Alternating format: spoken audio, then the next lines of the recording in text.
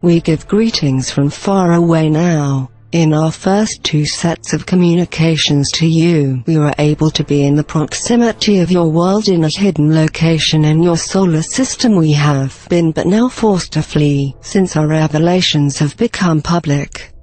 The intervention that is occurring in your world by those extraterrestrial races who would seek to take advantage of a weak and divided humanity have searched for us, seeking to find us and to destroy us, son, that we may report not on their activities in the world and thus reveal their hidden plans and motivations. The people of your world must know that you are now emerging into a greater community of intelligent life, a greater community that you know nothing about and have not yet adapted to. It is a greater community of advanced worlds, for you live in a developed and populated part of the universe where large nations have established intricate and long-standing trade agreements with one another, where there are rules of engagement and rules of conduct that all trading nations in this region must observe. You know nothing of these things, of course, still being isolated within your world, yet your world is being visited by small groups, small non-military groups, commercial forces. You might say that are here seeking advantages and resources. They recognize that humanity at this moment is a weak and divided race and is superstitious and uneducated regarding the affairs of the greater community in which you have always lived. We have been sent as observers from several different free nations in this region of space to observe the extraterrestrial intervention that is occurring in the world today, to report on its activities and to reveal its hidden motives and agenda, son, that the human family might become aware and prepared for the reality of contact. It is this reality that is essential of contact for your understanding. Your world is a prize. It is greatly valued by others. You are unsuspecting and perhaps might assume that advanced technological races are spiritually advanced as well. But alas, this is not the case. The path of technological development, more often than not, leads away from real freedom and the true nature of spirituality as it exists in all manifest intelligent life. This represents but one of the important lessons that the human family must now learn if it is to regard the presence of foreign visitors with clarity, wisdom and discernment, and if it is to recognize the great need for humanity to establish its own rules of engagement regarding all present and future visitations to your world. Such rules have been established. Not humanity stands naked in the universe, vulnerable to intervention by small and persuasion, cunning groups of resource explorers and economic collectives, those who travel within the local universe seeking advantages and opportunities for themselves and for their clients.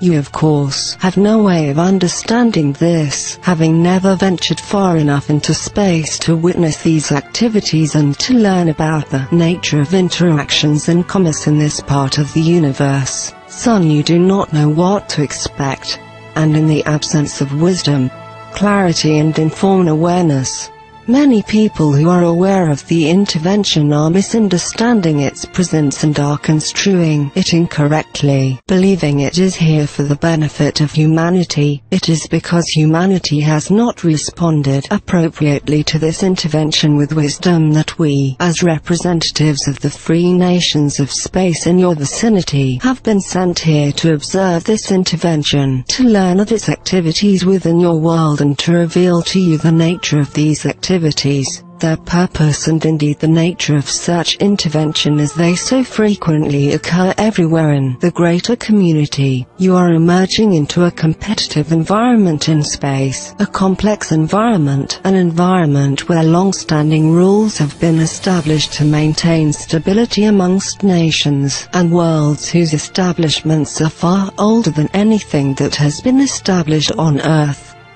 In this regard, you are but a young race.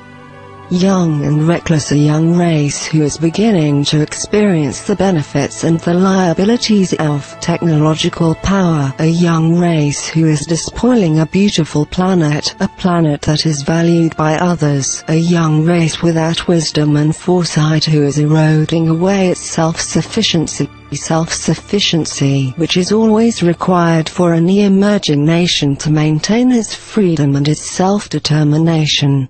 In the universe, there is so much now for humanity to learn and to do. Great actions must be taken, but they must be informed by a clear understanding of the universe into which you are emerging. How nations trade and function, what restrains them, what encourages them, the freedoms they have to intervene in a world such as yours, and the restraints that prevent them from undertaking certain activities. Even now, though we are far from your world, we can report on these things and give you a clearer understanding of the nature of interaction, trade and commerce in your part of the galaxy, in this densely populated area of the universe. With this, we hope we can impart a great encouragement for the human family to utilize its native wisdom, to build upon its great strengths, and to not fall prey to persuasion or self-deception that is always a great risk at thresholds such as these. Emerging into the greater community is the greatest threshold that any race can face. Many races fail at this threshold, falling under the persuasion and domination of foreign powers. Many nations fail because they have destroyed their self-sustaining resources and have become helpless and dependent upon others who, through leverage and through commercial manipulation, were able to gain control of these young, emerging races. It is a threshold with great risks and yet one with immense opportunities. In the face of the greater community, young races must unite. They must correct their destructive behavior, and they must focus on establishing the security of their world and its boundaries to space. We trust in this third set of briefings that we may be able to illustrate the importance of this, and provide our encouragement and our faith that humanity has the strength still and the integrity still to mount a great effort on its own behalf and to lay the foundation for becoming a free and self-determined race in the universe. For you must know that freedom is rare in the greater community, and once it has been established, it must be carefully protected and watched over. Large nations that are not free, that do not provide freedom for their citizens, always regard the presence of free worlds and nations with great fear and suspicion. That is why free nations, with very few exceptions, maintain their autonomy and attempt not to become pulled into the complex and compromising nature of trade and commerce in the greater community. Perhaps you can understand this from your own experience of being in the world. A world where commerce has compromised the integrity and the self-determination of weaker nations. We have seen the evidence of this in your transmissions, which are foolishly sent out into space for all to see. We bring this example forward so that you may call upon your own experience and observations of the world, because events in the greater community and the reality of the greater community itself represent the same kinds of forces, compromises and difficulties, but on a vastly larger scale with many more participants. Here you cannot be like children, being reckless, wasting your resources, opposing one another, being inattentive to your boundaries to space, unaware of who is intervening in your world today, and foolishly expecting grace and salvation from those who might visit.